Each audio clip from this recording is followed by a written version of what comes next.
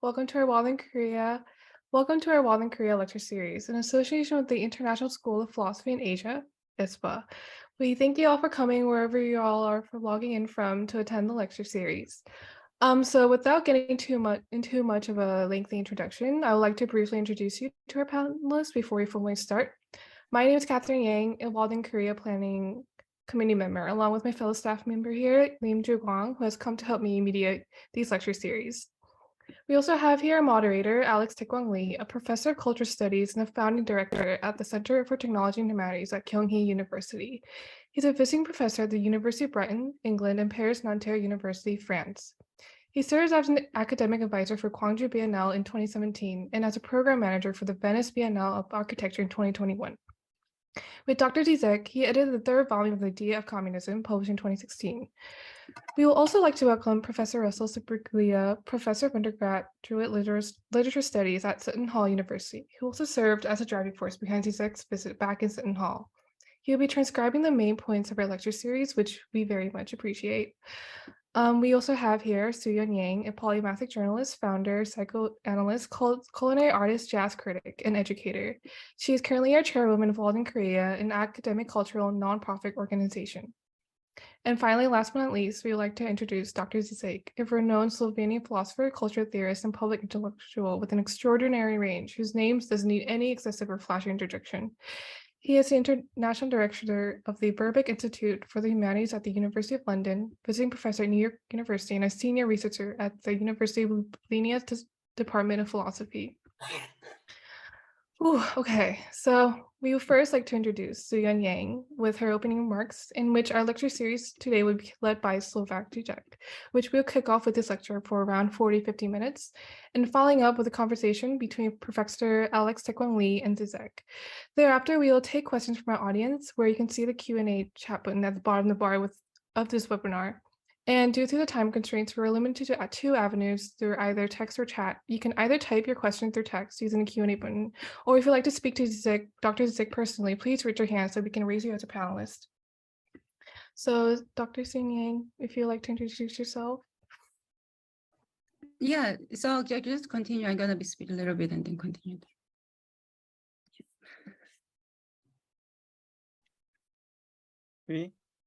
Let's start? No, What was next? yeah, I mean, yeah, it's my sponsor here. So hello, I'm Soo-Yeon Yang. I'm a representative of Walden Korea and U.S. representative of bereaved families of the victims of Jeju April 3rd incident.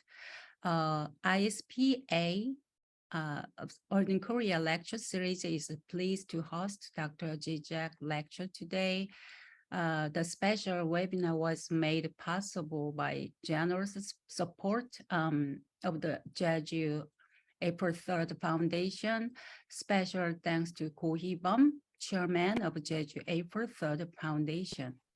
So may I briefly explain why I was able to receive the support of the Jeju April 3rd Peace Foundation in Korea?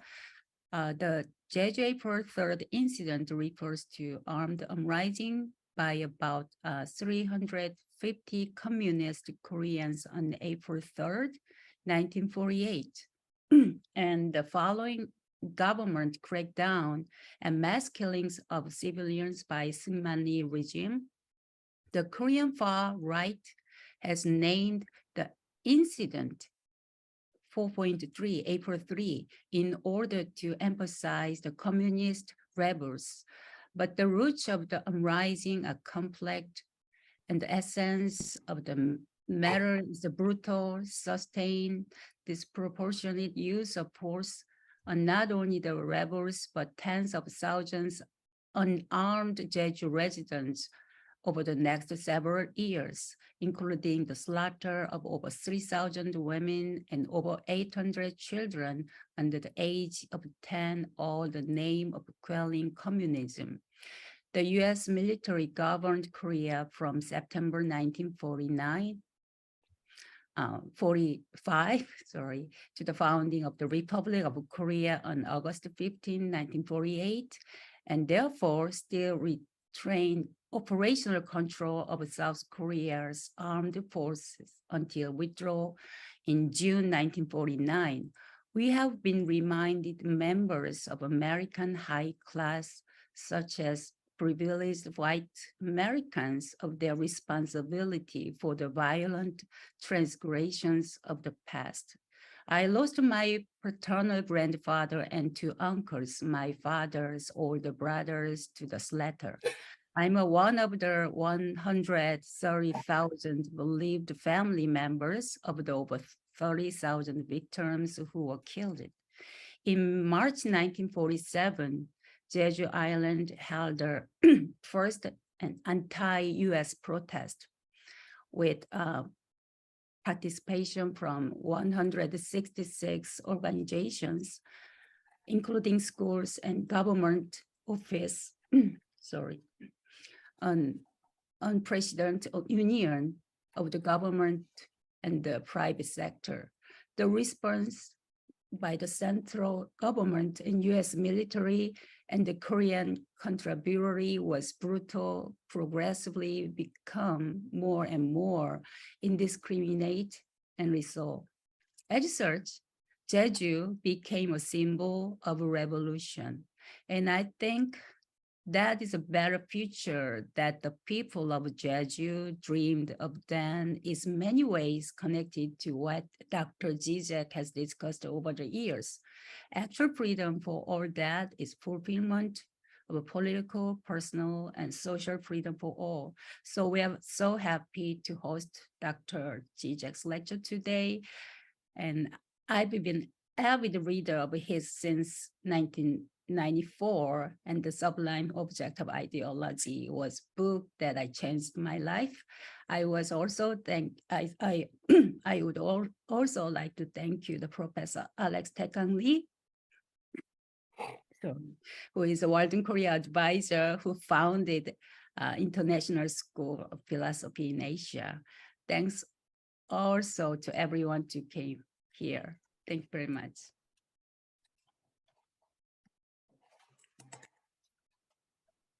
Okay, I begin. Yeah. Yes, Dr. Thank you very much. First, my great gratitude to all of you, especially, sorry, I don't mean this in any male chauvinist way, but to the two nice ladies. And I ask myself, young, are you sisters? But this is not the time. Sorry? Sue. Yeah, but this is not the time to begin. So let me go directly into the heart of the matter, which is what went wrong in the last decades. Because even most of the left, 30 years ago, they were what I ironically call Fukuyamaists, referring to Francis Fukuyama, believing that the order that we have now, liberal democratic capitalism, is not the best in an abstract sense, but realistically the best possible. So what is going on now? So-called, I don't celebrate it, European civilization, we all know, began with a poem, Homer's Iliad, which this poem opens with a line about rage, wrath. Here is the usual translation. Rage, goddess, think the rage of Peleus' son Achilles, murderous doomed, that cost the Achaeans, Greeks, countless losses.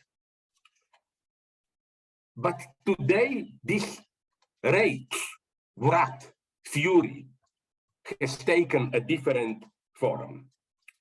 In his interpretation of the fall of East European communism, Jürgen Habermas proved to be the ultimate left Fukuyamaist, silently accepting that, again, the existing liberal democratic order is the best one possible, and that while we should strive to make it more just, we should not challenge its basic premises.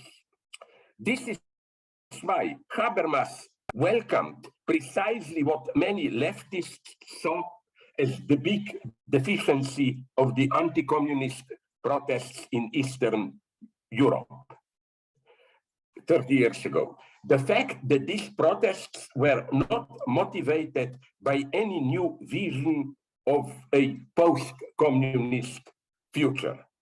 As Habermas put it, the Central and Eastern European revolutions were just rectifying or catch up the German term is nachholende revolutions.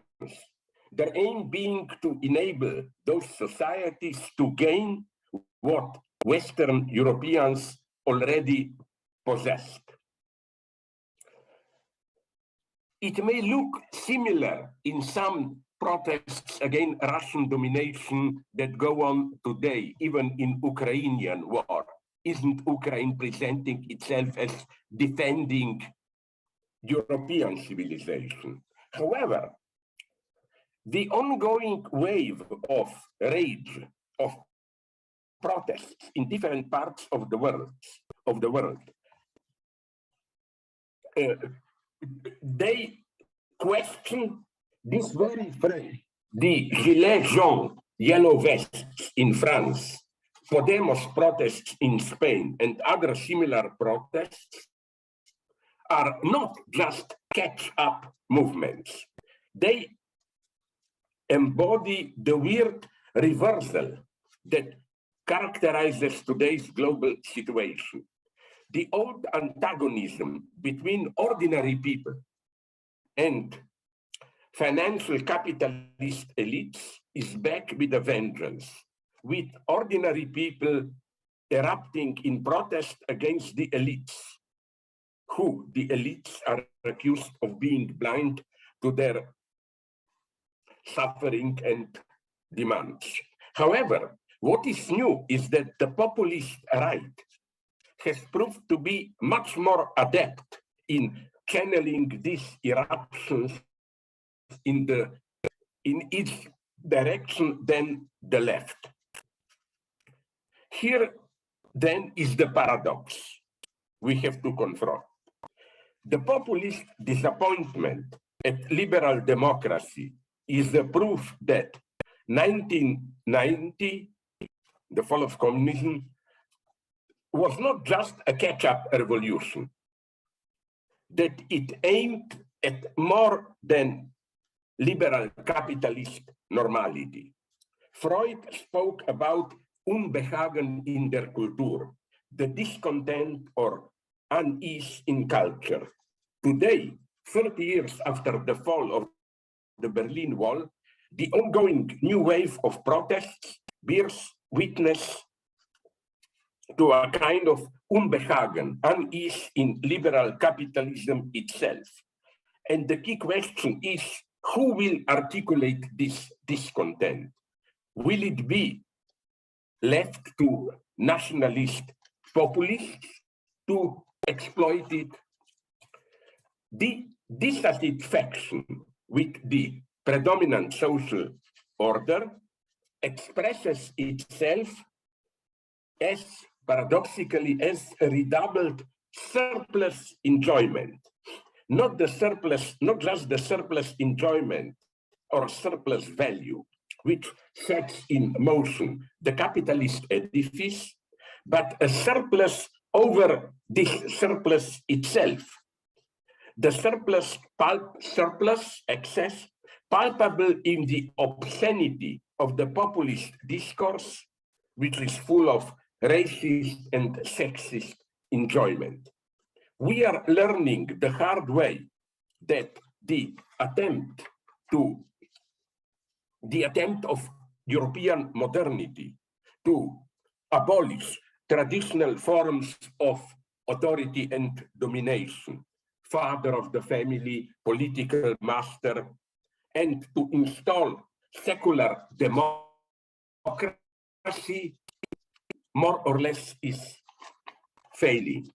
The dimension of the master is returning with a vengeance in all its forms, patriarchal values, political authoritarianism, religious fundamentalism, and so on. So what is going on?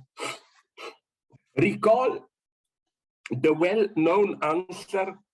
It's an old joke, but I think it's very profound. The well-known answer of the members of an Aboriginal tribe to a white explorer who visits them for the first time and asks them, are there still cannibals among you? Are you a cannibal tribe? The answer he gets is, no, we are not cannibals. Last week, we ate the last cannibal. What's the lesson of this joke?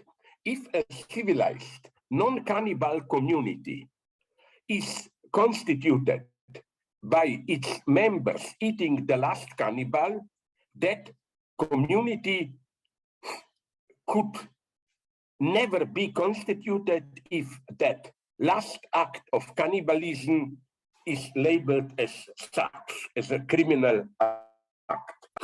So between so-called barbarism and the rule of law, civilization, we need a moment which should become invisible. A moment of, let's call it, sacred violence, when people or their leaders eat the last cannibal. You know where you can see this same paradox at work very clearly?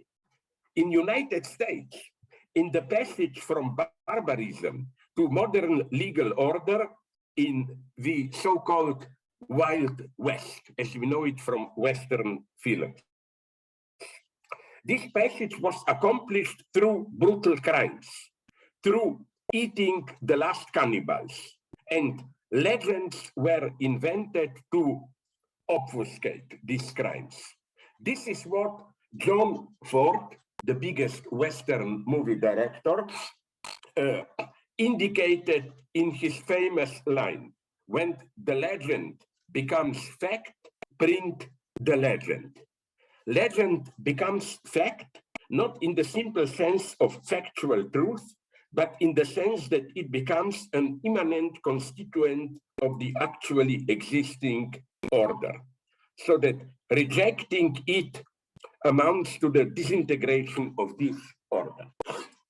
But today, something strange and new is happening with the rise of contemporary practices like what our governments call enhanced interrogation techniques, which means torture, of course.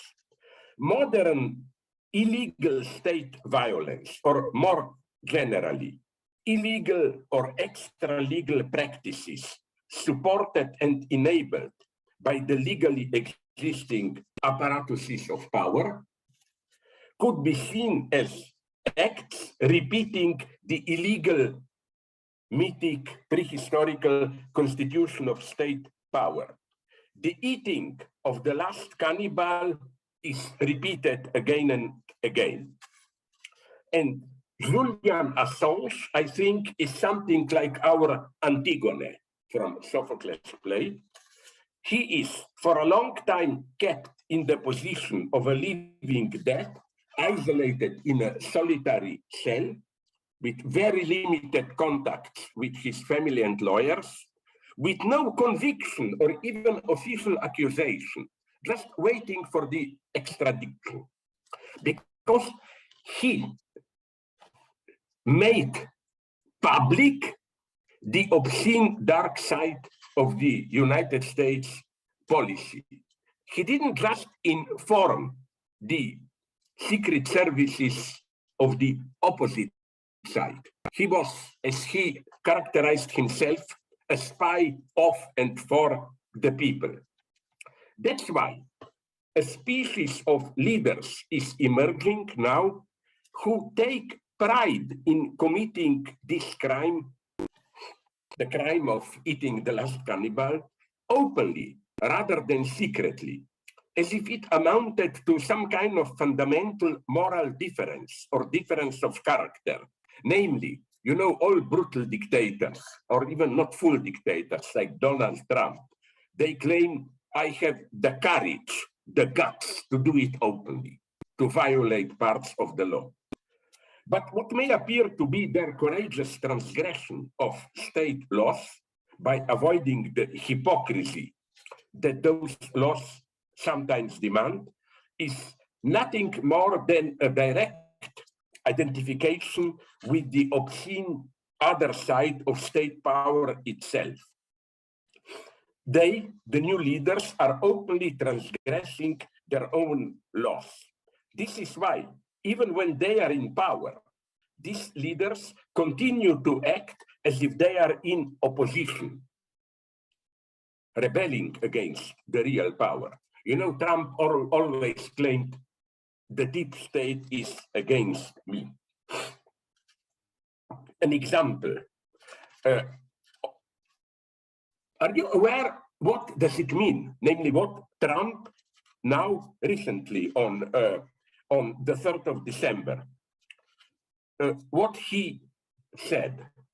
He called for the termination of the American Constitution to overturn the 2020 election result and reinstate him to power. Here is a literal quote from Donald Trump. Do you throw the presidential election results of 2020 out and declare the rightful winner, or do you have a new election? A massive fraud of this type and magnitude allows for the termination of all rules, regulations, and articles, even those found in the Constitution. So Trump is consciously undermining the very fundamentals of the existing legal order, including the Constitution. He openly says we have to eat the last cannibal again. Of course, Putin is doing many similar things. However, in Russia and some other states, something quite different and maybe even darker is happening simultaneously. They are bringing back one of the features of Stalinism. Stalinism also was continuing to eat the last cannibal. But under Stalinism, they mostly did not do it discreetly. They did it openly. Their legal system, which regulated constant political purges, literally millions disappeared.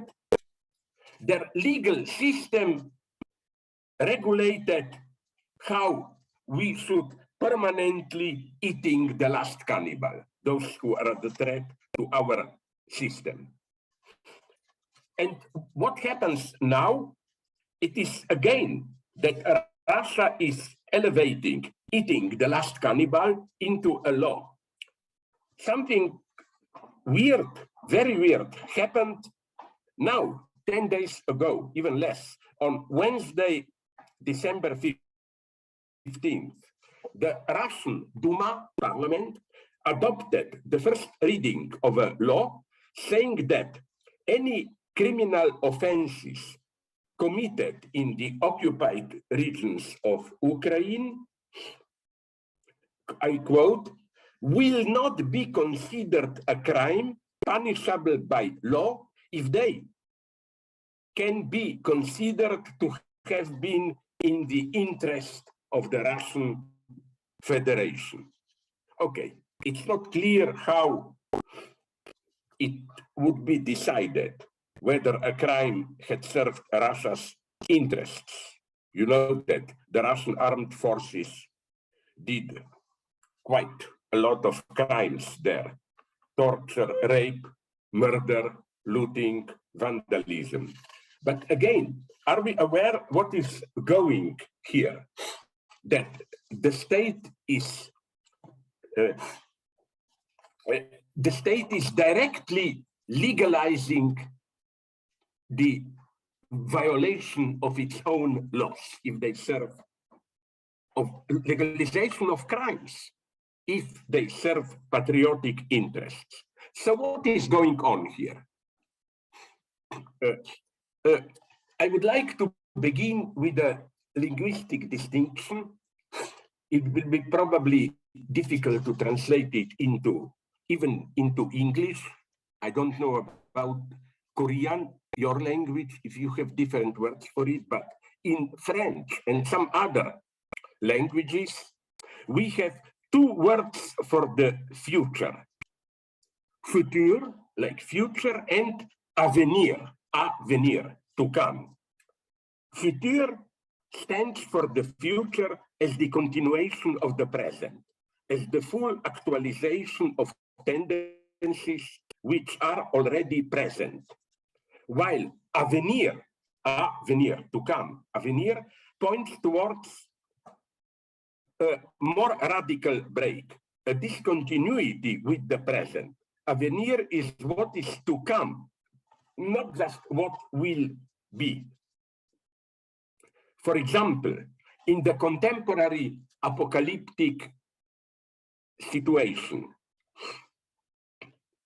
the ultimate horizon of the future is what our best theorist of catastrophes, I think, Jean-Pierre Dupuy, D-U-P-U-Y, he called this ultimate horizon the dystopian fixed point, the 0 point of ecological breakdown or nuclear war or global economic or social chaos.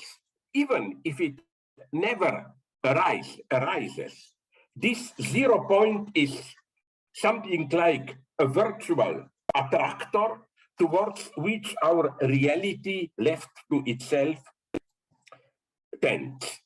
The way to combat the future catastrophe is through acts which interrupt this drifting towards the dystopian fixed point. Dupuy's thesis is here that please listen now carefully, it's a very profound theoretical one, that if we are to confront properly the threat of catastrophes, environmental, nuclear war, and so on, we need to break out of the usual notion of linear time, where the future is mostly determined by the past, but we have sometimes these four choices to make. Dupuy calls what the new time notion the time of a project, of a closed circuit between the past and the future. The future is causally produced by our acts in the past. That's true.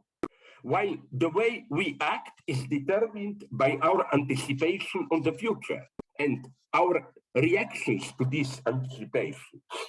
You see the very simple point. It's not just that what we do is produced by the past. At the same time, we have certain expectations of the future, and reacting to these expectations, we act the way we do. This then is how Dupuy proposes to confront the catastrophe.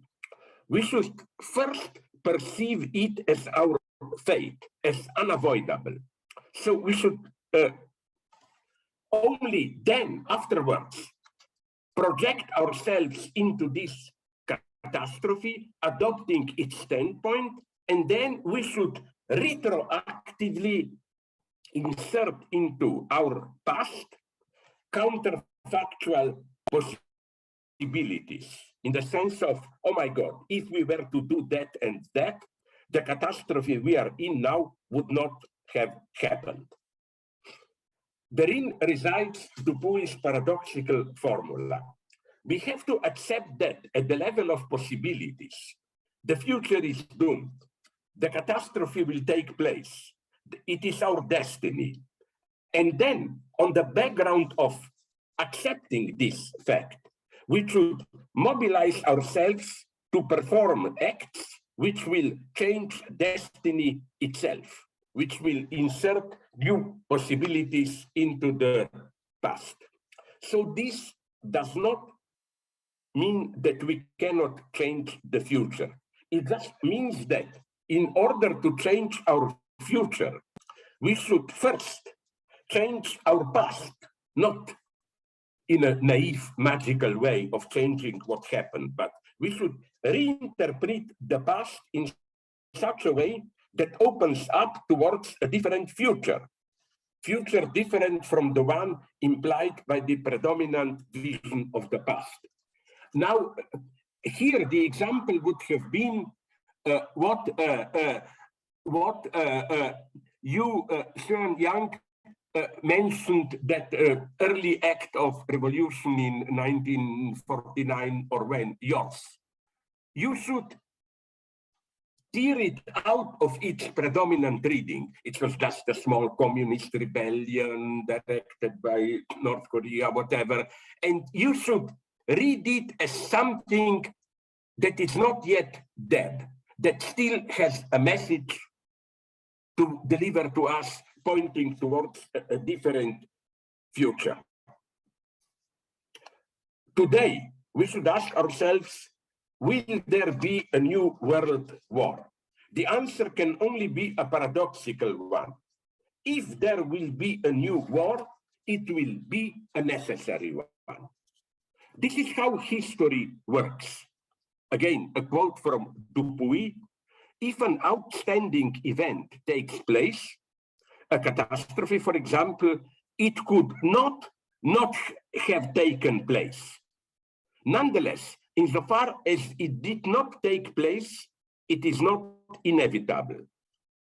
It is thus, that's the formula, if you are philosophers, it is thus the event's actualization, the fact that it takes place, which retroactively creates its necessity, end of quote. With regard to the new global war, once the conflict will, if it will, let's hope not, will explode between United States and Iran, between China and Taiwan, between Russia and NATO, around Ukraine, it will appear necessary.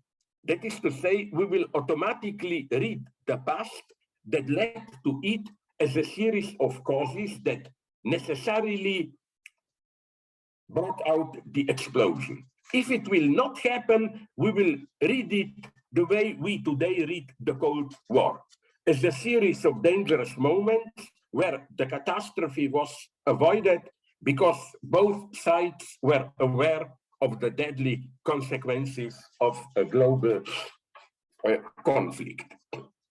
So again, I repeat my point. It's not enough to say we are in a certain situation and the possibilities are open. We can choose war, we can choose peace, or a third possibility. No, what we are confronting are not just different possibilities, but literally different futures. Dupuy uses here, he borrows from quantum mechanics, the term superposition of states. Today, we live in a superposition, political, of different states. If you look at our history, not just Ukrainian war, but our entire situation, all signs point towards a mega catastrophe. Ecology is our gradual suicide. There will be hunger because of global warming. Tens, hundreds of million people will have to move around. There is a clear prospect of nuclear catastrophe. So this is the fixed point towards which we are moving. It's more than just a possibility. If you look neutrally at our situation, this is our future. In this sense, necessary. But we, knowing this, we can act. We can act against it. So what to do in this confused situation? The first obvious answer is that why to have authorities which rule instead of us at all? Why shouldn't people themselves reign? But what do you mean by this? What do we mean by this? In today's populism, the dark, obscene side of the reference to the people also made itself palpable. The people to which populism refers, I think, doesn't exist. Populism is by definition a mask of power. It is a fantasized entity evoked by the new masters to justify their role as the servants of the people, enabling them to dismiss their opponents as the enemies of the people. Did you notice that all, from the early modernity on, all leaders, since from modernity on, you cannot any longer rely unproblematically on some transcendent source of authority. I'm a king because God invested in me my authority, or because some higher destiny, my sacred origins legitimize it. So the logical solution is that leaders themselves, masters, proclaim themselves servants. Like Friedrich the Great, the famous German Prussian king, proclaimed himself the servant of state. And there are, of course, different modalities of this position of serving the servants. From technocracy, experts who say we just serve society, we don't have any interest, to religious fundamentalism, to a new figure, obscene masters, clowns, like Donald Trump. The obscene master is not a direct reaction to the failure of the traditional master. This figure is a reaction to the fact that expert knowledge, pure technocracy, cannot properly function. It has to be supplemented by the new figure of a master. Now, how should we react to this situation? The first, now I will try to be as short as possible. The first version is, it's the most tragic version for me, it's cynicism. It's that we reluctantly accept the need to return to some form of social authority, but we say, just act as if you accept it. Pretend that you accept it. Play the game. Don't accept it seriously. For example, Lacan's nephew and follower, Jacques Miller, preaches this view. He says, literally quoting, I don't think he's aware, Franz Kafka from his novel, The Trial. The law is not true, it's arbitrary. But it is necessary. So you know it's not true, but you have to accept it as necessary. You should just not, again, you should acquire a distance towards it. This cynical view, I think, fits perfectly today's society, where in our postmodern relativism, nobody really, I think that even religious fundamentalists, they don't really believe in their eternal values, blah, blah. They just cynically act as if they do. The next solution is, let's drop the figure of the master itself and opt for anarchism. I take this seriously. Anarchism is having a revival today, from Noam Chomsky to David Graeber. Anarchism is not against public power. Catherine Malabou, a very good Hegelian philosopher and another neo-anarchist, refers to Jacques Rancière, who asserts radical equality between citizens who are considered able to both command and obey. This is the basic premise of anarchism, which is also in some sense the basic premise of democracy. There are no people who are a priori legitimized by their expertise, authority whatsoever to rule. Every common person, okay, with some exceptions, if you are mentally ill, blah, blah, every human person is able of participating also in government. But in his reply to Catherine Malabou, Etienne Balibar goes to the crux of the problem. A quote: "The anarchist will say that we are able to imagine and realize in practice now an alternate social fabric because the whole society could one way or another emerge from forms of self-government and self-organization that can be experienced and experimented with at the level of cooperatives." And I finished the quote just on those who claim this usually refer to like Kurdish fighters in Rojava, Zapatistas in Chiapas, and so on. The problematic point is, can these local anarchist communities, can they be universalized into global power? Malabou herself points out two problems. First, anarchism is becoming today a key feature of global capitalism itself. A quote from Malabou again. Our current epoch is characterized by a coexistence between a de facto anarchism and a dawning or awakening anarchism. De facto anarchism is the reign of anarcho-capitalism, which is contemporaneous with the end of the welfare state, creating in citizens a feeling of abandonment. Just think of the state of hospitals and healthcare today.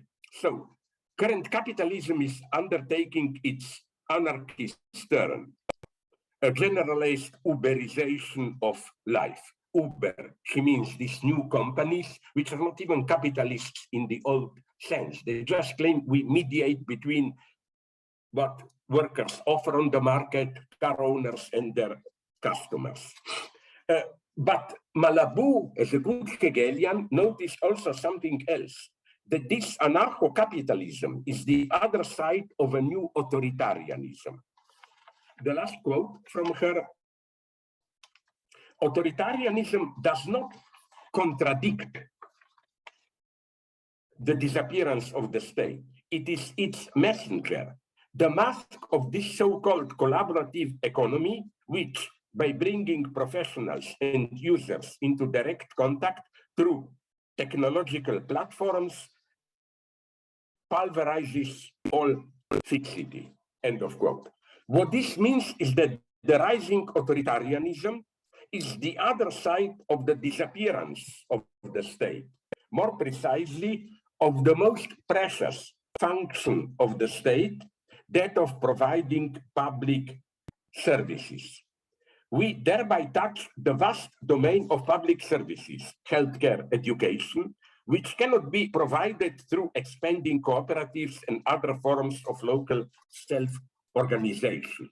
As Etienne Balibar emphasizes, for average American workers, the problem is not too much state. The problem is not enough state. What we need today more than ever is what a German friend of mine, conservative philosopher, but very intelligent, Peter Sloterdijk, what he calls objective social democracy. Social democracy, which is not a political force, one among the parties, but a social democracy which is already part of the state apparatus embodied in it. For example, in a country like Nordic countries, up to a point, Germany, France, global healthcare, free education, and so on, they are not a matter of political choice. They are accepted as the basic constituent of social life. So whoever is in power through so-called free elections, he doesn't dare to touch this. Here, I will just add two things, maybe problematic to some of you. So the problem today is that we do live in a society of choice. But the problem is not that these choices are false choices. You know, the fundamental paradox of state authority. You are given a free choice on condition that you make the right choice. No, today, like when you use Uber or whatever, you are bombarded by or demanded to make massive choices, but without being qualified to make properly these choices. I will quote here, not a friend of mine, but he really hates it, severe critic, John Gray. But he was right when he wrote this, quote, "We have been thrown into a time in which everything is provisional. New technologies alter our lives daily. The traditions of the past cannot be retrieved. At the same time, we have little idea of what the future will bring. We are forced to live as if we were free." And to conclude, to provoke you, my solution is we cannot get rid of simply of the figure of the master. Why not? Because when you say not master but free individuals, but these free individuals who experience maybe even themselves as free. What is more free today than surf the web, you make all the choices you want? Their freedom is already regulated without you even being aware of it. And to become aware of how false your freedom is, you need a figure of a master, a leader. Let's be careful here. Not the traditional leader who pretends to know better than you what is good for you. No, we need new leaders whose simple message is you can. You are not caught into your determined circumstances. You have a fundamental choice. You can do it. Obama used this, yes, we can. Later, he disappointed us, we know. But this was an authentic moment. In his first electoral campaign, I think, Barack Obama, when his message was just, yes, we can. That's the leader. And that's also why my final philosophical point, we cannot simply renounce in certain situations, acting like masters, assuming authority when the situation condemns us to do it. I will not quote it again. I refer here to Hannah Arendt's beautiful short text on education, where she says, let's say you are now head of an impoverished family, your small children are totally confused, they don't know what is going on, what should they do, should we, and they ask their parent, father, mother, please give us some orientation. The literally truthful and honest thing would have been for father or mother or another authority, yeah, that's true. I forgot where it is taken, thanks Russell, to say, listen, we are confused as you. Today's situation is chaotic. We don't know. You just have to find your way. No, although we are not justified to claim authority, we have heroically to assume it. We have to heroically act as if we have authority. You know, it's the same thing as, to conclude with a philosophical point, it's the same thing as, let's say, I am a cognitive scientist, and I'm not, but I follow the debates there. And many of them claim our human freedom is a user's illusion. Everything is already decided in advance at the level of neurobiological processes and so on. So let's say, sorry for this stupid example, let's say I see in a pool near my house a small girl slowly drowning. She cannot swim. And then the logical formulation would have been for me a consequence to say, I don't have freedom of my will, so why should I worry? Whatever I will do is predetermined. I shouldn't be held responsible. No, you are. Even if cognitively you know, but I don't believe this theory, that you don't have free will, you should act as if you have a free will. That's the paradox today. We need not leaders who know better than us. We need experts, but not as leaders. We need leaders who give us back our freedom, not the vulgar everyday freedom of, will I go to this movie theater or to another, but this basic freedom of changing the coordinates of our life. If we don't regain this freedom, then we are lost. Thank you very much for your patience.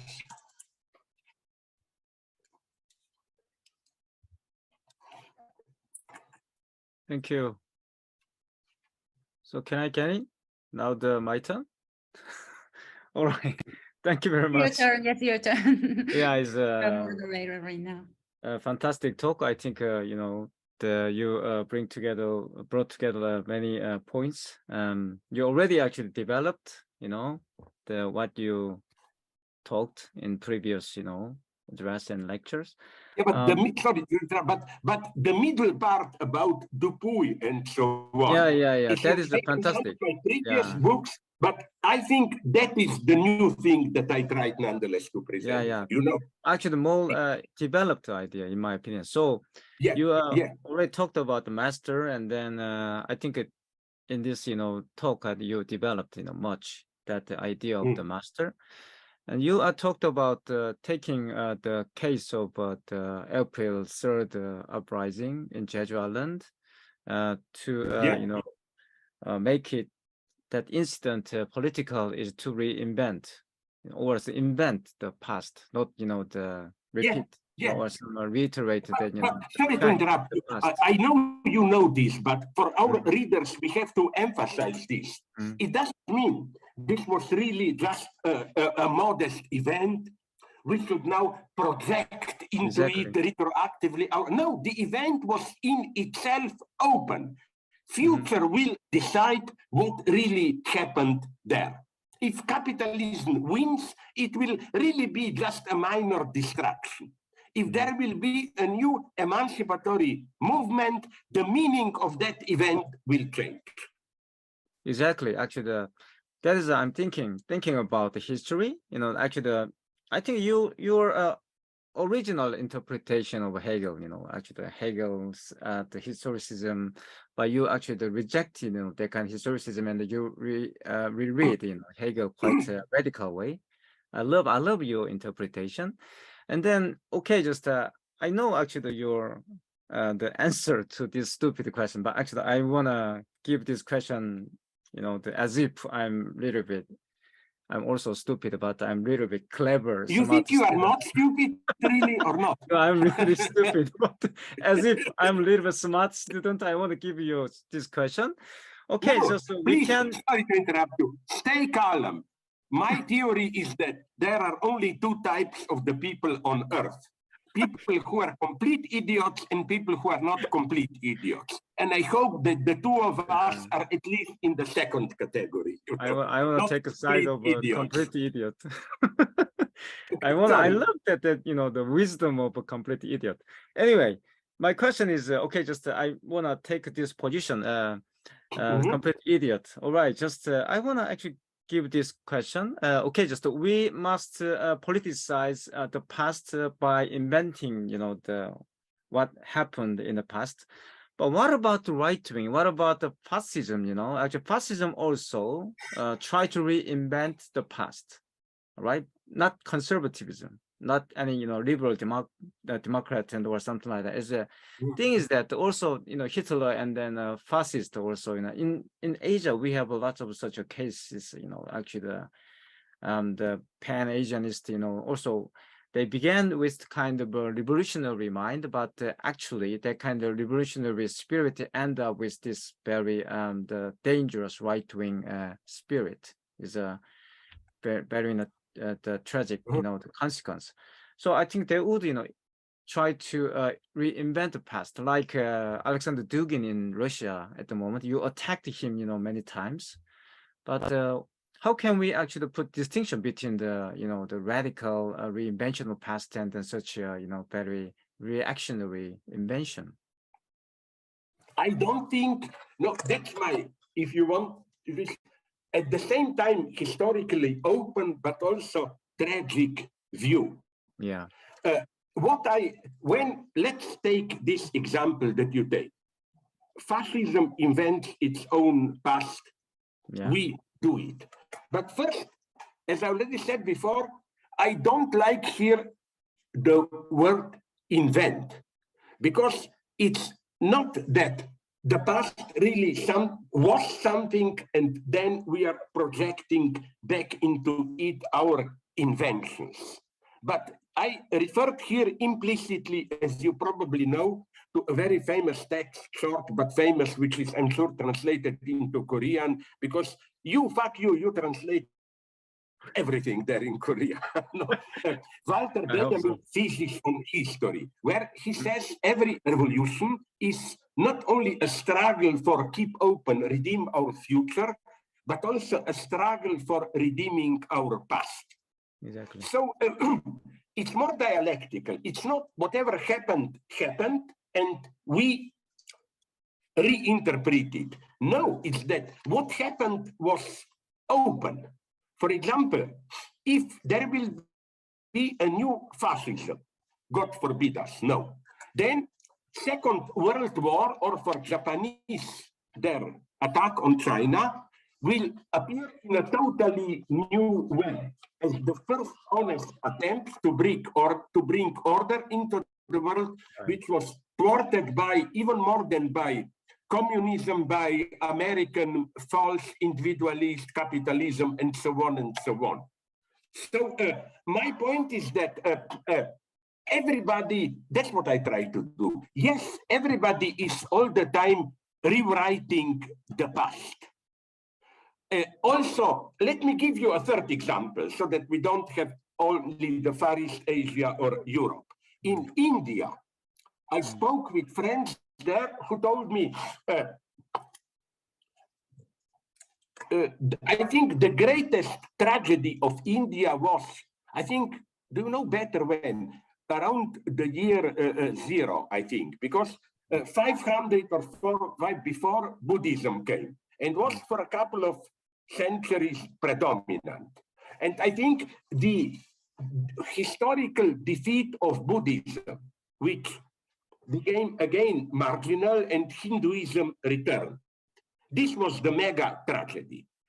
There are even some of my, you remember we had him in Seoul, some very radical Indian friends who think that if you want to be really emancipatory in India today, you should not totally, but historically see in early Buddhism a chance of progress, and the greatest tragedy was the return of Hinduism.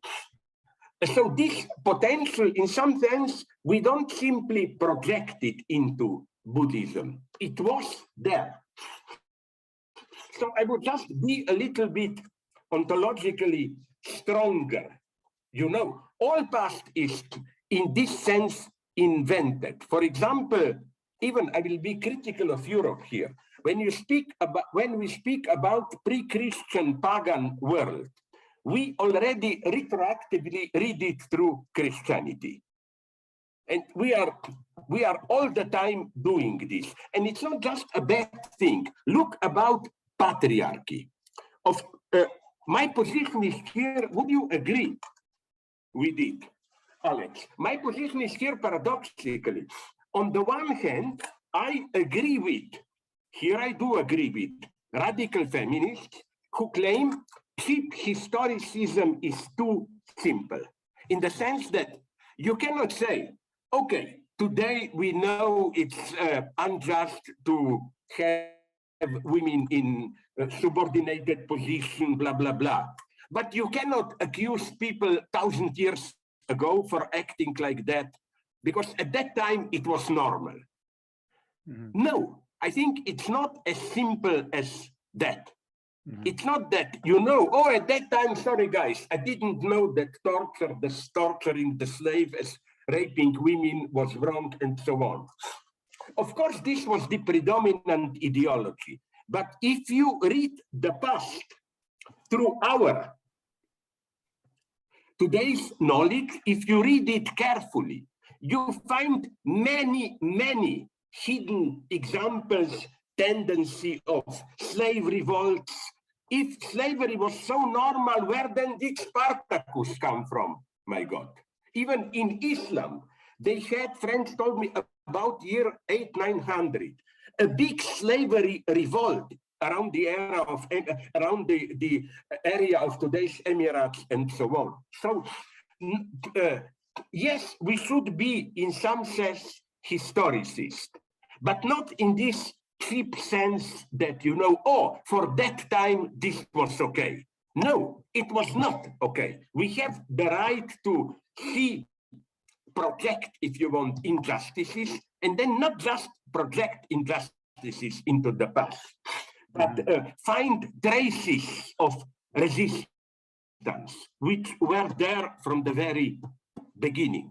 We should accept that slavery or women subordination was never normal. And I'm here, although people accuse me of all things possible, I'm here totally radically pro-feminist. I read a wonderful text by a, sorry, forgot her name, it's old, my senility and so on, but a wonderful text by a woman who even is not politically correct, blah, blah, but who went into the past and said that measured by today's standards of feminine freedom and consensual sex, are we aware that, like, I don't know how she came to this number, but it looks correct to me,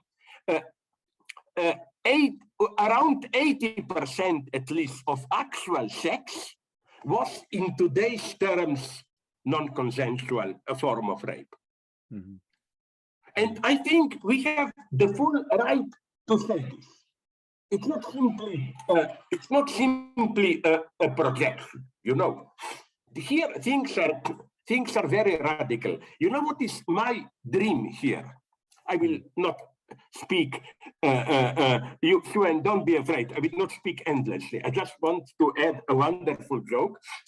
The best, imagine how we will have to rewrite all history if intelligent aliens will really arrive onto our Earth. I think, you know what will be the result?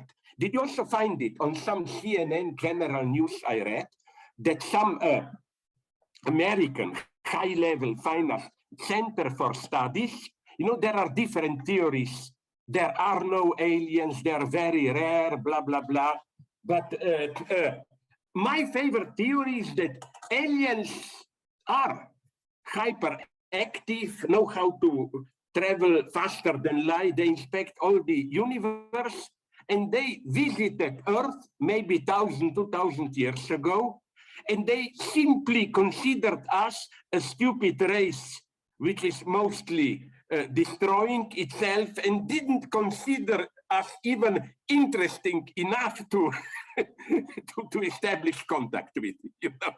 Admitted, this is maybe a correct, nice theory of why there are no aliens. There are, but we are like stupid ants there destroying ourselves. Who cares about such a stupid planet, you know? Let's try. I think this is a very healthy idea of trying to imagine not how it really was in ancient Greece or Genghis Khan, Mongolia, but in what sense we will appear stupid if humanity will survive to some more developed people 200 years from now. How utterly stupid we will appear. Take the Ukrainian war. One country is Ukraine, practically fully destroyed. We are from elementary pragmatic level. We are approaching catastrophe. We will all feel the falling standard of living. It will contribute to blah, blah, blah. For what? For a minimal gain. Now it looks not even that any side will gain.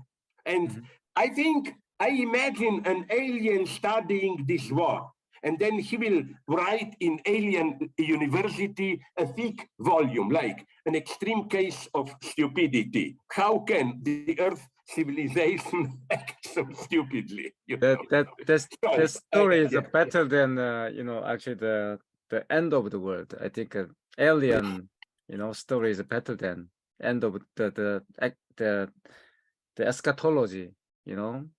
These days a lot of we have an environmental ecological eschatology. Man, human being gonna be extinct, and then this world will end, something like that. So and then that is a negative moment. Deeply agree with you. At which stage we can recognize humanity. So anyway, just sorry. I just wanted to point out that Alenka Zupancic in her new book developed this nicely. How, but no, already in her earlier text, her texts, I think she deserves death penalty for not organizing the English translation of her wonderful short book on the end. The title is simply, as in Hollywood, The End. What is our obsession with ending? How, although there is a real prospect of catastrophe, how investment libidinal into this are also very suspicious. It's a clear surplus enjoyment in it. How to, for example, one thing Fred Jameson, who pointed this out to me. Did you notice how recently, or maybe in your culture it's different, but in the popular Western culture, movies and so on, aren't all utopias practically now dystopias? I don't remember, do you remember any movie in the last half century? Exactly. They did some stupid things in Soviet Union, but which would point a brighter future. You know which is the only case? It's very realistically written. Fred Jameson's good friend, Kim Stanley Robinson. He did a novel, a little bit boring, 500 pages, blah, blah. But I read her in an ecological, condensed way, like the idea is it takes place in our reality. Okay, 20 years from now, when there is a terrible heat wave in India, 30 million people die in one summer, everything collapses, more or less, and then the world somehow comes together. United Nations install a Ministry of Future, not in an Orwellian cynical sense, but with real authority. And then it's wonderful how Kim Stanley Robinson imagines future. We have them, we have some resistance, then we have, with all sympathy, they are described, radically left eco-terrorists who selectively blow up some polluting industry and so on. It's messy, but gradually we humanity succeed. Somehow we cope with it. This is correct me, any of you, if you know. This is the only, but written very realistically, you know. This is the only positive utopia that I know, which is not dystopian, no? Yeah, we anyway, just this is kind of the digression. My friend I you know, the organizing some Zoom talk of Kim, actually the novelist, and then actually he came there. he doesn't. Yeah, he doesn't fly, so he doesn't wanna get on the airplane, so he cannot come to, you know, give talk in person. But actually, we're gonna organize some kind of Zoom talk sooner or later. Anyway, so I think, you know, I have lots of piles of question, but okay, just I will yield my actually right to, you know, question to my audience. I got actually the many questions from floor. All right, so I think but this floor is purely virtual floor. yeah, so. the virtual Why don't floor. you introduce the questions, post in the Q&A board, introduce one by one? No, but I think Okay. I think Not actually we today. should give them who got, you know, the courage to you know, question in person first. So Oh yeah, right. Soros, But what? Sadie, Don't speak about courage. many three actually the question from floor. It's a all right. Just I will give them a right to talk. All right. I like this expression. That's why I love you, Alex. You see, This is you I behavior talk as if I got about authority. totalitarian. You didn't say I will give them word or they have the right to talk. You said I will give them the right to talk. I follow. I'm You know, your if you student. give them the right you. to talk, you can also then take the right to talk from them. No, that's how we should talk. Okay, sorry. Soros, is it well pronounced? Is Hi, can you hear me? Yeah. Yes. Yeah. I'm afraid if I can. Oh, Sorry, can you hear me? I wanna turn on my camera, but I guess It's I okay. cannot do that. I don't know why. First of all, I have to say hello to Slavoj, who is one of my favorite philosophers, and I'm obsessed with his work. But let's, I know he doesn't like this. He likes like jokes and stuff, like if I say something rude, but I won't. But sorry, just kidding. Okay, I'm so seriously, morally, ethically disappointed in you. Okay. I know, and that's what I wanted. Thank you very much. So, so it's such can an I honor, ask Professor. you the first thing, a racist question, but I mean it in a non-racist way. I cannot identify you ethnically. I'm from so Iran. I'm gonna be... From? Iran. Oh my God, Iran, I really like. And Actually, before you ask the question, we all, I hope you agree, we all would like to ask you a question which is bothering all of us. Will the regime recuperate all these signs, you know, that even the wife of the sister of your supreme leader criticized him, or will this at least leave a serious crack in the this women's rebellion? I have to say, I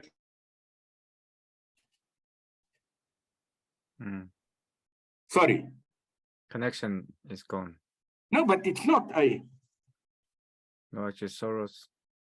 Can you hear me now? Okay. Yeah. Yes, sorry. First of all, I have to. This is a very, but these are very strange times here, because actually talking to you on this platform, I hope nobody hears it inside the regime. Then let's change the topic. Sorry, I thought like this. Yes, but I have to tell you. Sorry, can you see me now? I can see you. Yeah, now we can. Now, yes. Finally. Okay. Good to see you. The point is, Iranian I don't know where this police is. To identify you better, allowed your image. Yes. Of course. As you know, subjectivity is just a whole, not something concrete. But okay, if I have a picture, maybe. Sorry, but I don't know. We used to be so hopeful, but now it's deteriorating. This hope, because of what maybe you were addressing in some indirect way, because of a lack of leadership or something like organization inside the people themselves.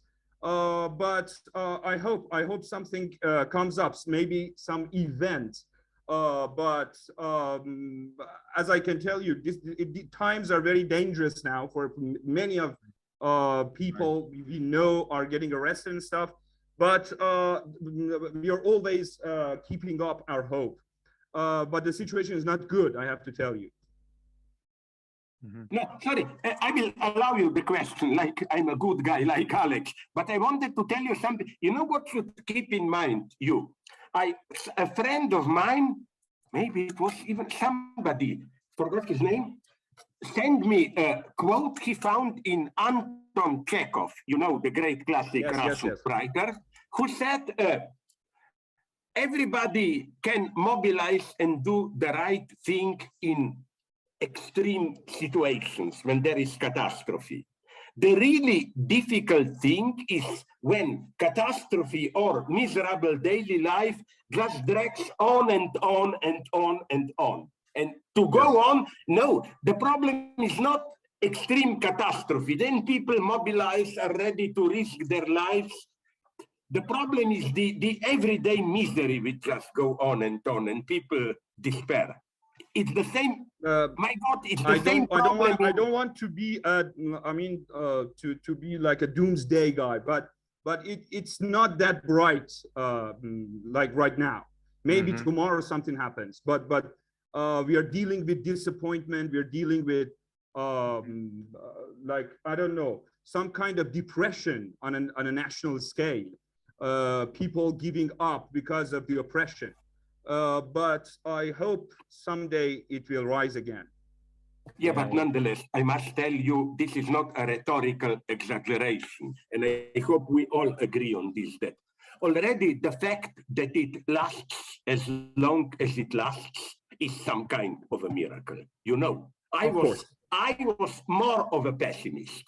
I didn't, but the last thing now, this question, please don't even answer because it will, for serious, I think, take care. I will take care for your arrest on this question, which that's what we all in Europe are very worried about this alliance between Putin, Russia, and Iran. What's happening behind? I simply, okay, I get the point why it is happening, but it's such a brutal, pragmatic pact. It's horrible. You said it. You said it. I must say I don't have anything to add to that because what you said is basically the whole story. I mean, that's the doom I was talking about. And I have to tell you, one of the things that keeps people like me going is reading your work, specifically you, because we can connect with it. My question was kind of because I was raised in a Deleuzian and tradition, but I am getting more and more critical towards it. So you quote unquote, you are one of my enemies, but you are so deep and so full of life when you write. Even when on the points where we disagree, I just like reading and rereading your work because it helps us imagine something that maybe we couldn't. But I have to thank you because thank me, and I can thank you for your kindness in another way. Do you have my email? I don't, but I would love to keep in touch. No, what I mean is that as a special favor, just don't give it all around. Of course I won't. A new book on freedom, on freedom, the notion of freedom. I would love to send you, it will be out in a little bit less than a year. I would like to send you out the complete manuscript. You cannot believe what a great honor that is. No, don't talk about honor. I'm not what I am. All I'm trying is, you know what was my reaction when you had the Green Revolution some 5-10 years ago in Iran? That elections, Ahmadinejad won, but I remember you gave a speech about that. I watched it on YouTube. But then somebody told me that some conservative official Iranian newspapers claimed that I am paid by CIA, giving you opponent Iranians, blah, blah. And you know what was my temptation? I didn't do it because we live in a world where irony no longer works. I wanted to write a public letter to CIA. Listen, I did my job in Iran, showing disorder. Yes. Here is my bank account. When will I get money When will from you pay me? All right, Sorry, Soros, we totally yeah. screw it up. No, Maybe you deserve now 1 minute for the question. Okay, I don't know. Maybe I had many questions. Just one of them. Yeah. Because one is by one, please. sorry. So there are many. Yes. Maybe just one question. Just the one question, please. Okay, yeah. Considering your conflict with the Deleuzian tradition, what is libido freed from authority or law? Is there a kind of a image or concept of a libido freed from negativity and law, not in the Hegelian sense, but in the sense you were just talking about, authority? Because as you mentioned in your work, most of the time fighting authority is just resulting in reproducing it in another way. But is there a way out? I'm really want to, I don't know, find an answer, and I'm reading not your work satisfied. Yeah, by my answer, because my answer is no, there is no way out, and it's a good thing that there is no way out. I think that all this, first, I think that libido or sexuality as such is one big mess. Yes. We don't have any pure emancipatory libido, which then, because of power pressure or whatever, gets distorted. I think that power, also in the sense of paternal power, political power, is wrong, but nonetheless understandable attempt to somehow control and regulate the mess of libido. I think that that's Freud's lesson, that sexuality is in itself profoundly confused and so on. You know who was here my teacher? Not so much Deleuze as, although, again, I have great appreciation for Deleuze, but you know that how already, for example, today all feminists and other people attack paternal authority, but all the honor goes to Horkheimer and Adorno. Already in mid-1930s, they warned that Hitler is not a paternal authority figure. Hitler is a post-patriarchal figure. Also, if you go to the other side, Stalin is not a patriarchal figure. It's an obscenity to call Stalin a father figure. So what I want to say is that one should be here very precise. Yes, against patriarchal authority. Just be careful that you don't get even something worse. Let's take the American example, Donald Trump. Whatever he is, sorry, he is not in any sense a paternal authority. But I would almost prefer he's to like have the embodiment of the obscenity of the superego, maybe. Yeah. So again, my answer would be that your question is crucial because we have to be very precise here about what do we mean by authority, the dangers of abolishing authority. No, I'm not a pessimist. There are some Lacanians, as you maybe know, who are cynical pessimists, who said, okay, the lesson today is if you abolish the good old paternal authority, you get obscene leaders, neo-fascism, and so on. So let's return to some form of paternal authority. No, it doesn't work. But nonetheless, I think it's too easy to renounce authority. The way I pointed out through that, yes, you can, logic. You know, we individuals alone, the way we perceive our individuality, we are in some sense not even egotist, but corrupted, perverted. We are not free. Here I agree with my friend Alain Badiou, who says that we need some outside authority to push us literally into freedom, to open up the way for freedom, the way towards freedom. I don't, that's my pessimism. I don't think that spontaneously we want to be free. I mean it seriously. Yes, to a point we want to be free, but at the same time, we want the appearance of freedom, but we want somebody nonetheless to tell us how to be free. You know, it's a mess. I know. It's a mess. Thank you very much. Yeah, thank you. Thank you. Incidentally, to you, Slavoj said it. My email, Žižek, SZIZEK, @yahoo.com. Actually, you. Thank you very much. Contact send me organizer. Yeah. Thank you very much. Thank you very much.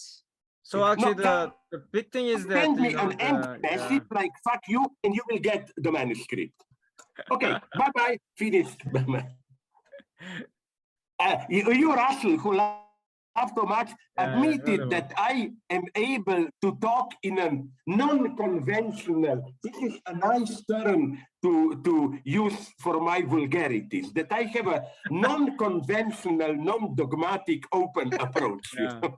I wanna tell you, Shiraz, the Iran, what happened in Iran now at the moment, even though actually the situation is quite dark there, big news in Korea. You know, lots of young people in Korea actually, you know, support, you know, your protest, and then I think actually like April 3rd in uprising, I think, you know, today's Iran, you know, would be a returning, you know, in the future, you know, definitely in the Žižekian sense, you know, reinvented, hopefully.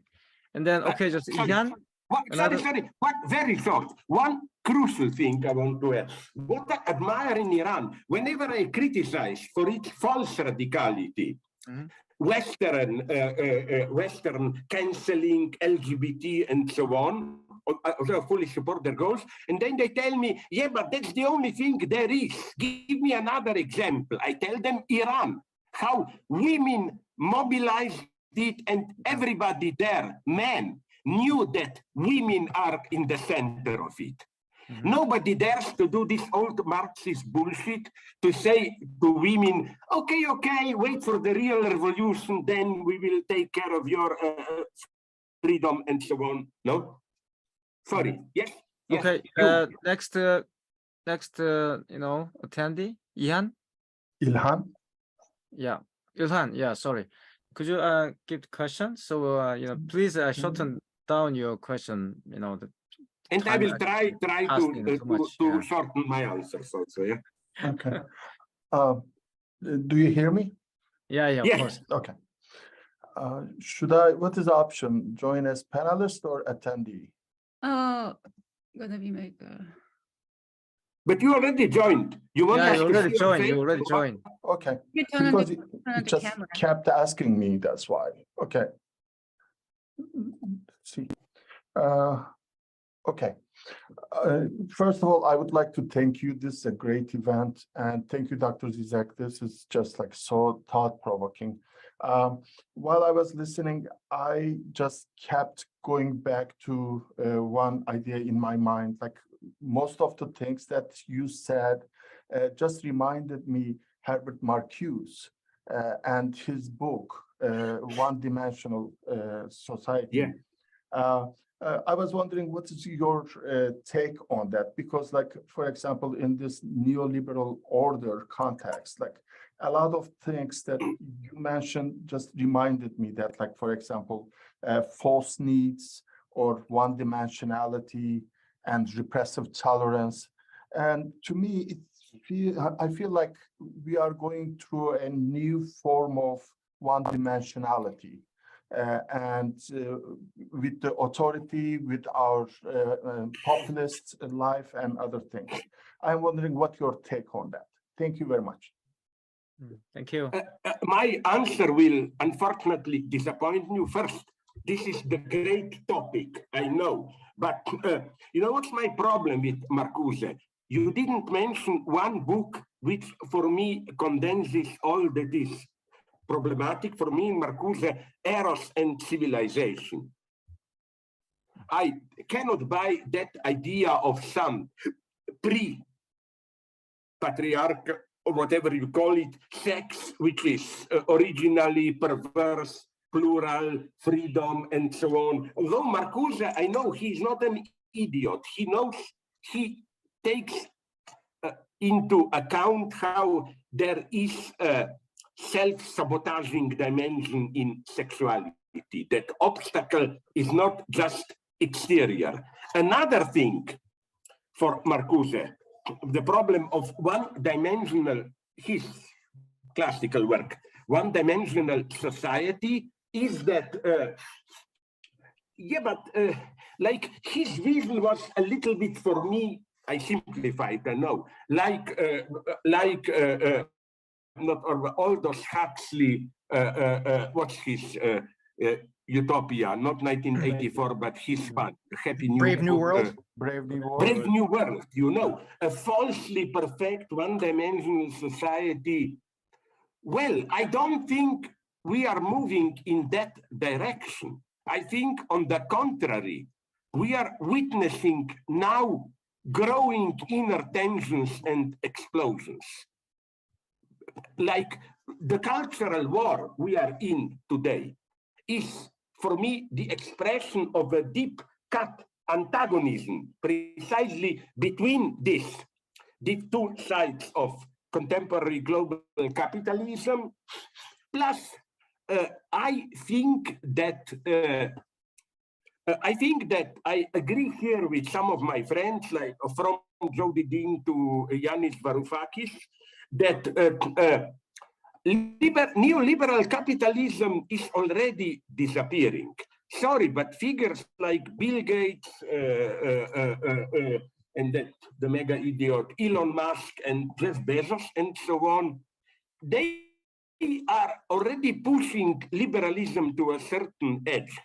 I don't like the term that some people proposed, neo-feudalism, but nonetheless, capitalism is no longer the neoliberal capitalism that it was. Something very strange is happening. On the one hand, the traditional working class is not disappearing, but is no longer central. Just ask yourself, who is the main emancipatory force today? Isn't it that for millions of migrants and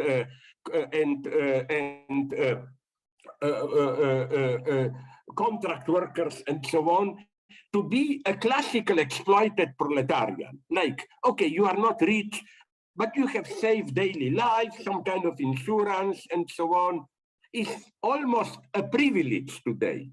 We have immigrants, we have permanently unemployed, we have precarious workers. We have a very important thing that my friend from Latin America drew my attention to. We have what some of my friends from Denmark call ecological proletarians, already tens of millions, people who are not exploited in any direct way. Big companies, because of mining, fracking, and so on, are just simply destroying their environment. It is happening massively in Canada. All this oil fracking is happening, almost all of it, on Inuit and Native Americans' land. So there is no direct, in Ecuador, the situation is horrible. So you know what I mean? I don't think also Marcuse knew about this complexity already. But I am one step more pessimist than Marcuse. I think that from today's perspective, his idea of one-dimensional society is almost too optimistic. It's not just this empty consumerist world, blah, blah, blah. We are entering a world all the time at the edge of a civil war, of an explosion, and so on and so on. That's my problem.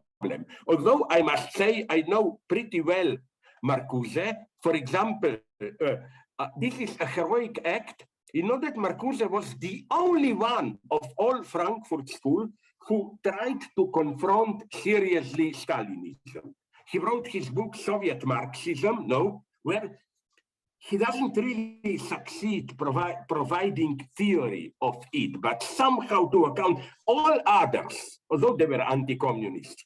Like, read all of Habermas. You would never have guessed that there was still recently also East Germany, socialism there. So they totally ignore this mega failure of really existing socialism in the 20th century and so on.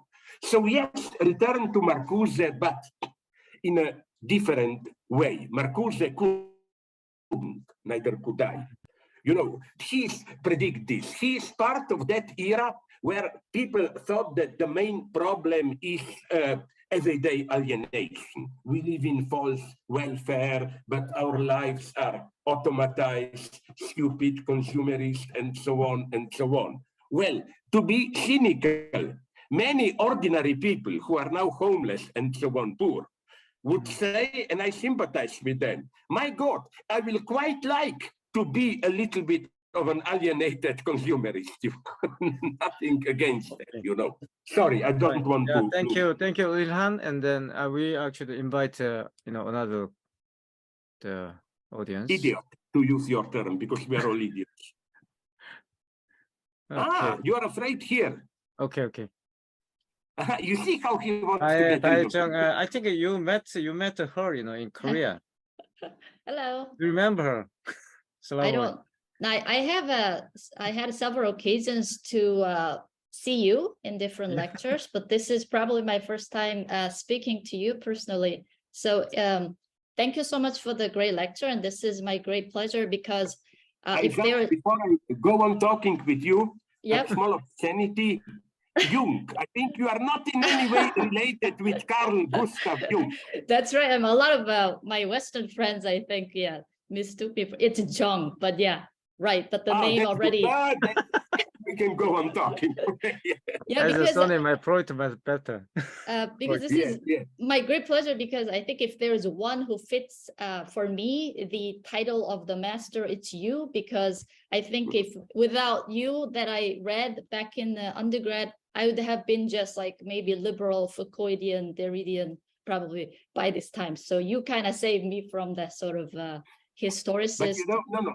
I'm now not making an ironic self-criticism, but a serious one. You know, often I get seduced into my sarcasms and so on, right. So that sometimes a good, tasteless joke matters to me more than making a great point to mobilize people and so on. But your jokes are great. Yeah. So I have a question. So because for several years, I think you have published maybe some columns about the similar topics about master and the sort of defending the necessity of master. And I really appreciate you and also Alain Badiou for bringing back so-called dirty words like master or even discipline. I think Badiou had a short text on discipline, the sort of defending the idea of discipline.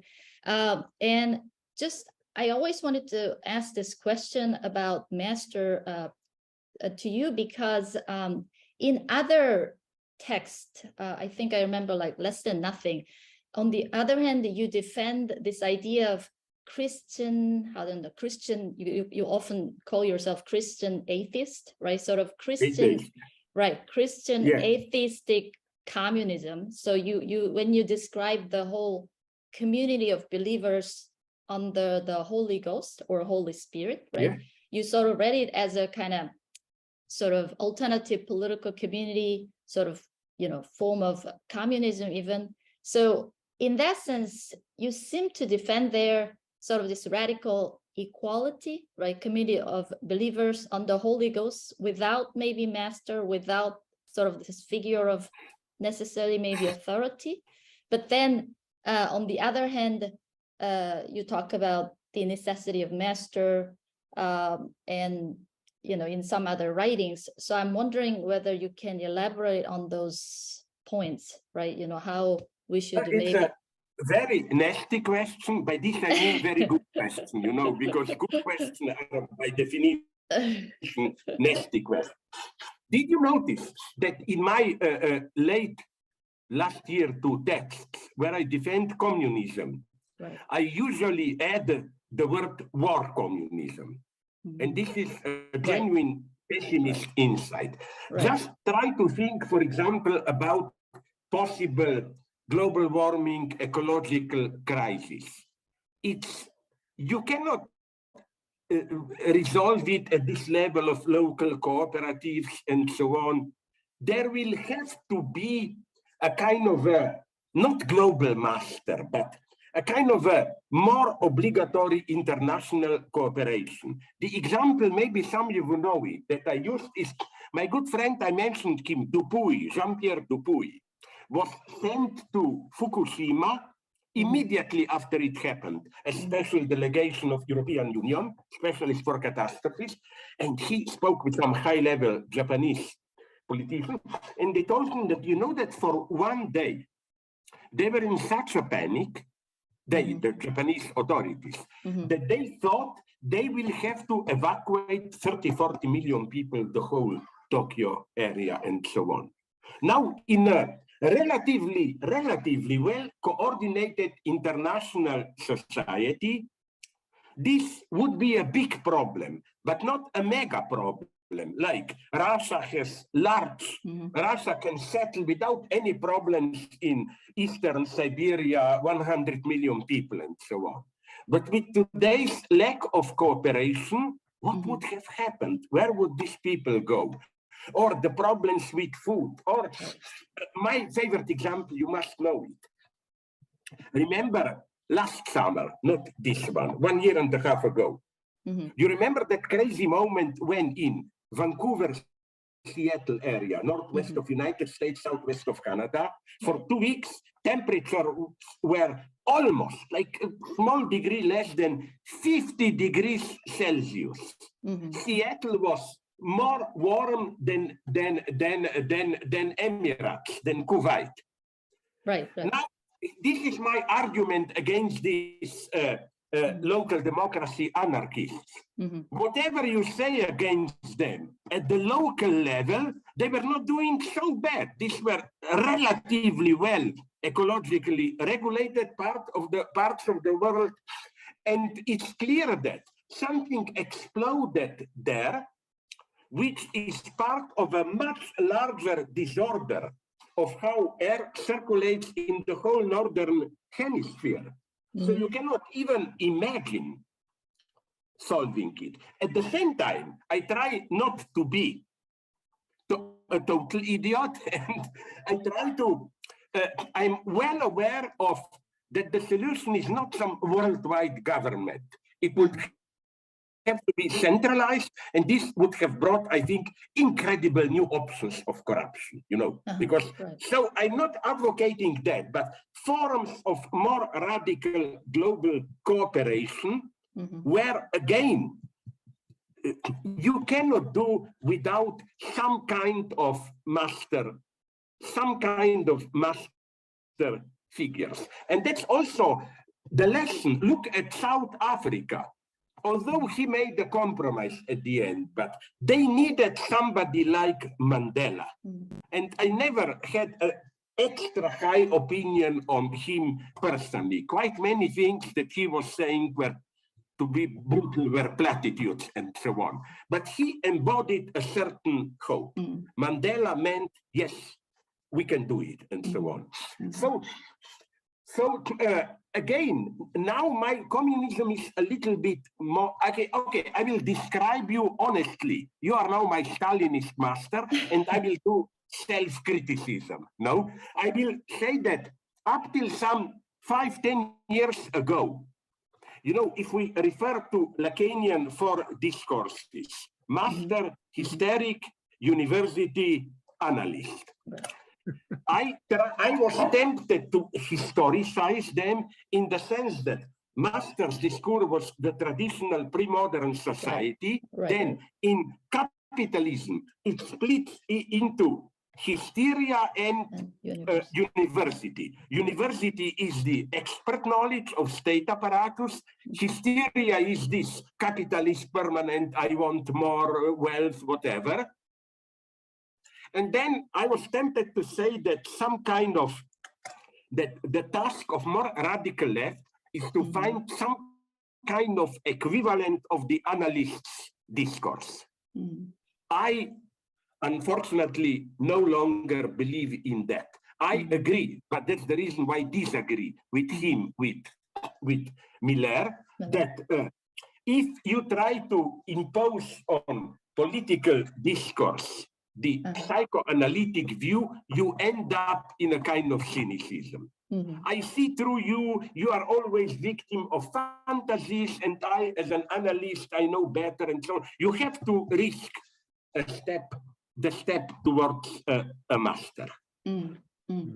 I know I didn't fully answer your question. Now, if you permit, that's a great answer, because I remember that you addressed a similar kind of question in different ways when you talk about, like, in reference to Kant and sort of the whole, how we are born with some unruliness, even at the personal level. We need the figure of the master, and then. So I think, it's aligned with it. It's what's so interesting? With my totalitarian nature, I was spontaneously all the time on Hegel's side. Hegel, his philosophy of history ends up with necessity of war against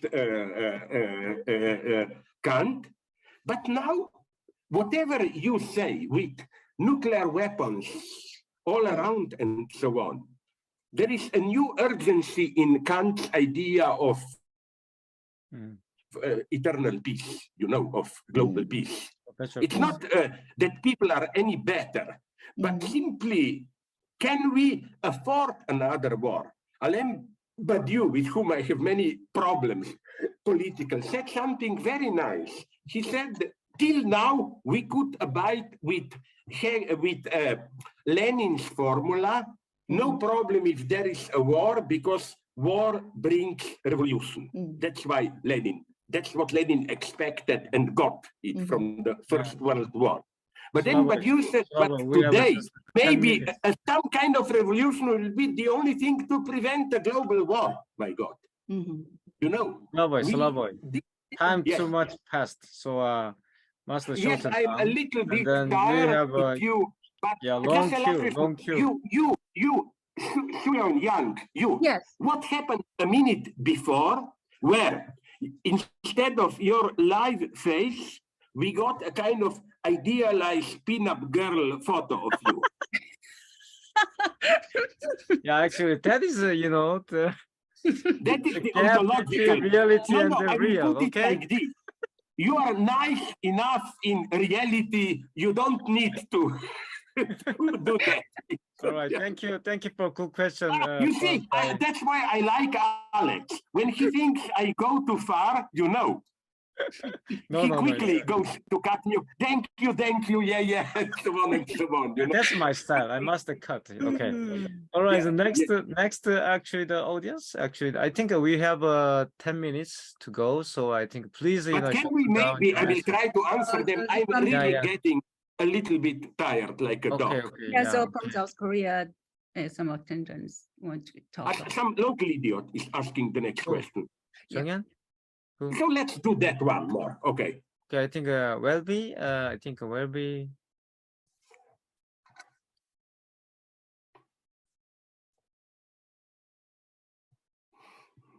Where is it? Welby is gone.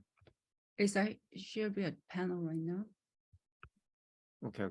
She's there. No. Welby. Is she Korean? No. Sorry, I'm confused. I don't want to make a mistake. I see the image now. Don't kill me. It's a boy or a girl or. Girl. 정현. Yeah, she's my student. And then Welby first. Welby first. A patriarchal society where all nice ladies are somehow your students. So. No, actually, my student is a big fan of you. Anyway, Welby, are you there? I see the red line over Yeah, microphone. I think it doesn't work. Yeah, So no it's connection. First. Okay, Welby. Who is the real Welby? Is it him? Yeah. Okay, hello. Yes, it is an Hi. honor to meet you. It's an honor to meet you. Because of because of tidy time, so just shorten down your answer and question and answer as well. Okay, okay. So I definitely agree with a lot of what you said. They said, especially with the cannibalistic, obscene ego, and all this stuff too. Okay, I have a lot of questions, but since it seems like we don't have much time. One of my main question is the nature of the the obscene ego and the emergence of these capitalistic tendencies. Is it a sort of inevitable result? Is sort of an inevitable result of the particular collapse of society, or is it a particular contradictory dialectic based on a failure to, as you say, bring in a more servant-minded master, if that makes sense. Okay. It makes sense. I just don't see well, maybe I didn't quite understand you. Where is the big contradiction? Because first, it's obvious that it's something new in the sense that, of course, all the time, even those regimes, capitalists, who pretended to be most democratic, open, liberal, had their dark side. That's clear. But I think that today, this dark side is becoming obvious. I mean, open. And this is a horrible thing because it's even cutting off the space of its critique. For example, if you were to approach Trump, but what you are doing, he would have said something like, first, oh, you think only I was doing it? Do you think that all others, Kennedy and so on, were not doing it in a similar way? And I think that, nonetheless, I'll put it like this way. It's very problematic what I'm saying now, but I will insist on it. I am a pessimist in the sense that I think it's better hypocrisy than open obscenity. Because hypocrisy sometimes works in the sense that when you have a hypocritical politician who lies, no, we are not torturing. You can, not personally, they are brutal cynics, but in the public space, you can at least embarrass him, maybe achieve some changes and so on. So I think that it is a historical phenomenon, which is basically, it is ultimately a sign of exploding inner ideological, but not only ideological, also economical antagonisms of global capitalism. To put it very simply, global capitalism is more and more compelled to violate its own rules. You know, it cannot abide. Till now, it worked like officially. You followed certain legal rules. Okay, you cheated very discreetly, but not openly. Now, capitalism is, again, cannibalizing itself, its own legal system. And I find this dangerous, not because I have any illusions about capitalism, but I think that one option, one possible future is that capitalism will remain, but without even its very limited, but nonetheless official anti-racist and so on rhetoric, you know. We will get simply a brutal, openly racist capitalism and the model we already have. This is what put me in such a bad mood. I find it horrible. You remember, sorry, I repeat my old example. Do you remember when Taliban took over in Afghanistan? They immediately made a deal with China, or China offered them a deal, which is we collaborate economically, we don't mess with your politics, your radical Islamism, but you don't mess with what we are doing with Uyghurs and so on. What I am afraid is that, my God, this type of totally brutal, cynical order will predominate and present itself as new multiculturalism. You see, no culture is dominant, which means everybody is free to do all the horrible things in its own country.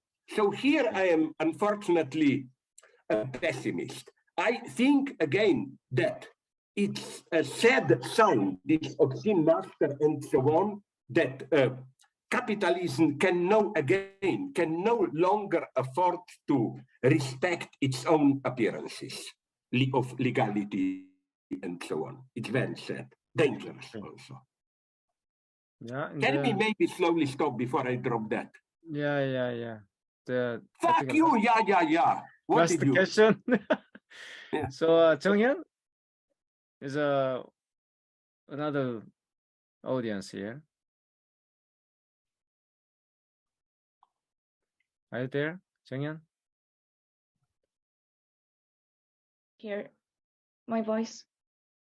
Yeah, could you hear? I hear the voice. Okay. I see now yellow. It looks What's the like an yellow one? abstract painting. Yeah. I see you now. Yes. Okay, hello. It was very interesting lecture, and it's very honored to take your lecture. So, well, I just wondered that, as I know you have very critical view of capitalism, right? Yeah, So, but sorry, first finish the question. Okay. yeah. So then how you look at the Jeju April 3rd incident from this, well, your point of view. I've been thinking about the offspring from the global Cold War trend. And what do you think how this Cold War process relate to capitalism? I wonder that the Cold War is just a result of ideological confrontation, and I have never been associated with capitalism to this Cold War and capitalism. So I just wonder, do you think this is associated with capitalism? And then I also wonder that, well, in modern Korean history, there has been an ideological misunderstanding in very negative point of view regarding the Jeju offspring for quite a long time. So I'd like to hear your views on how we should look at the 350 insurgents. I mean the so-called rebellions. And how many Koreans think and judge them? Are they just normal people, or are they really bad rebellions? And in Korea, that kind of problem is just still very problematic, and it's kind of still taboo to speak out. So I just hear your point of view. Thank you. Thank you very much. Unfortunately, I must say that I simply, it's my European limitation. I don't feel qualified enough to say a lot about Korean history and so on. I know things about it, and I have some kind of a national close identification with Korea. You know what? Why? Because it's similar in some sense to my own country, Slovenia. You survived miraculously between three biggest, stronger neighbors: China, Russia, Japan, not to mention then America and so on. But this miracle that you survived, maybe one of the reasons is that I like there. Alex, correct me here. It's not, I am an atheist, I'm not a Christian. I'm not saying this is a priori a good thing. But it is that in Korea, you don't have clearly one predominant religion, no? A little bit more than half of Christian, but they are split into Catholics and Baptists and all that stuff. Maybe that is good. So again, what will mean all these rebellions? You know, I can only repeat my favorite story about, you must know it, about Chu Enlai, the second man after Mao in China. You know this story, it's a wonderful one. It's true, I checked it up. When in 1953, he was in Geneva for the negotiations to end the Korean War, some French journalist asked him, what does he think about French Revolution, 1789? And you know what was Chu Enlai's answer? It's not even 200 years ago. It's too early to say what was the French Revolution, you know. That's what I meant by reinterpreting the past and so on. Because many, even the predominant liberal and right interpretation of the fall of communism, 1789, was that it's exactly 200 years after the French Revolution. So it's the end of that period.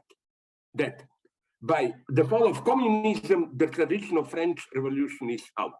No, I hope this is not true. Second thing, when you speak about capitalism and so on, I'm here an Orthodox, still here, remain an Orthodox Marxist. What does it mean? It means that I don't dismiss capitalism as just something horrible, the great. No, Marx was all the time aware of this. Capitalism is an incredibly productive system, which, if left free, can lead to universal destruction. But at the same time, it, in some sense, created conditions for freedom. Never remember that all the notions we usually use to criticize capitalism, racism, violation of human rights, these were notions that emerged out of capitalist ideology. Of course, there was a contradiction. But so I think that, now I will say something horrible, but this was Marxist position. The only way out of capitalism is through capitalism. I don't think we can bypass it, and that's the dream of some of my Latino American friends. One of them even mentioned there is a tribe deep in Amazonian forest, which he claims has some unique organization with which we can avoid modern antagonisms. I don't believe in this. I'm a Marxist here. No freedom without passing through capitalism. What you said about Cold War, my position is extremely naive here. On the one hand, I would say that my basic position, okay, on the one hand, is that today Cold War is not simply repeating itself in the sense that we are back in the Cold War. Remember that if you apply any, let's call them objective economic measures, China and Russia, today's China and Russia, are even more capitalist than, for example, Sweden, Finland, France. Look at social inequality, gap between rich and poor, and so on and so on. So I think that while the Cold War of the 50s was the war between, to put it vaguely, socialism and that type of socialism and that type of capitalism, today's Cold War is, apart from some freakish phenomena like Cuba, North Korea, whatever, it is a Cold War inherent to modern global capitalism. Two types of global capitalism. Purely Western, liberal, where you combine capitalism with LGBT, blah, blah, family disappears, they agree with all that, and this neo-fascist, neo-conservative capitalism, where the point is they want to have capitalism, but without succumbing to its socially disintegrating tendencies. Again, the book, I don't know, that I read, I got a pirate copy, very intelligent guy, although I don't agree with him. He is now the third person in China, Wang Huning, who wrote 30 years ago a book, America Against America, and admired the country, but said, how could we in China have such a fast economic development without social chaos, disintegration, and so on? So he even designates himself as a neoconservative. So you see, today's Cold War, again, if we still want to be some kind of authentic left, we should avoid the blackmail of, nonetheless, China, Russia are somehow closer to socialism or whatever. No, today's Cold War is an immanent antagonism of today's global capitalism. Sorry, now I'm getting out. Sorry, what's happening with you, Suya on? Now your glasses disappeared. What is happening there with you? Okay, now we are back to normal. Okay, I think you can imagine now, based on my tasteless remarks, why a couple of times my talks in the United States were already interrupted because of my politically incorrect statements and so on, Now I'm so terrorized. People always warn me, please don't mention gay people, don't mention feminism, don't mention races, and so on. All right, so sorry. I think actually we already passed the 2 hours already passed. So yeah, many question, but we cannot, the answer to all question. And but actually, William, because as you know, 2 hours is my physical limit in city time. William's, I think William question already, in my opinion, answered by actually the previous the answer and the Slavoi's talk, and then Leonardo da Silva also is redeeming. Is not actually you can find it, his answer, already. And then Olia Timothy, if actually my pronunciation correct, is maybe from Russia. I think this question might be also important, and I read it. Why the returning figure of master is often so clowny or even tricky in comparison to fearsome, serious figure of the master of the past.